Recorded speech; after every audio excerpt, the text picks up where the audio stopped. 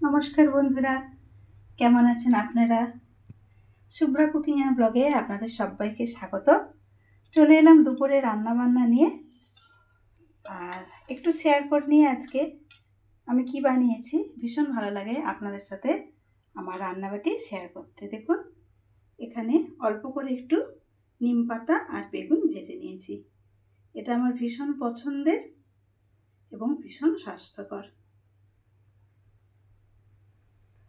প্রথম পাতে সাদা ভাতের সাথে নিম পাতা বেগুন খেতে কিন্তু দারুণ লাগে।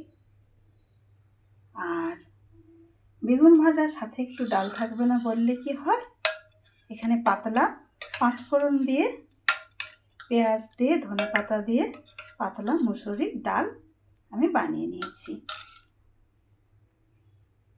আর একটা তরকারি তো অবশ্যই লাগবে, তো দেখিনি আপনাদের সাথে শেয়ার করে নিই এখানে কি রান্না আছে।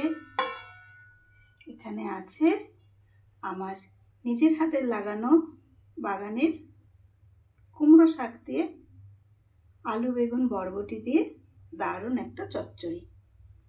প্রথমে আমি এই রান্নাটা নিরামিষ বানিয়েছিলাম, সেই রান্নার রেসিপিটা অবশ্যই আপনাদের সঙ্গে শেয়ার করব।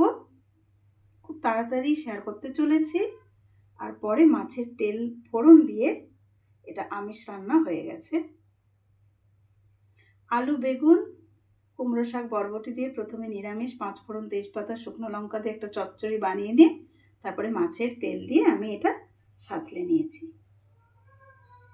এটাও আজকের আমার রান্নার টপার হতেই পারে। এই রান্নাটা খেতে কিন্তু আমার বাড়ির সবাই খুব ভালো লাগে এবং তারাই বলে আমি এই রান্নাটা নাকি খুব সুন্দর করি।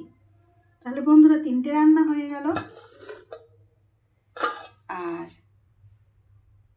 ননভেজ এর সাথে কি আছে দেখিয়ে দিই।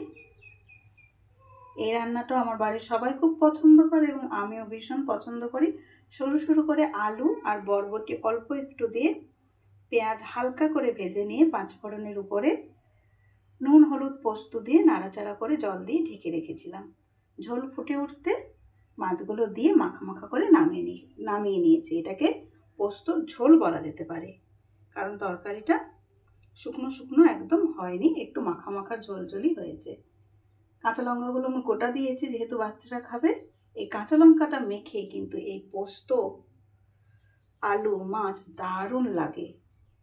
এই পোস্তর ঝোলটা দিয়ে আপনারা কি কখনো ভাত মাখিয়ে খেয়েছেন?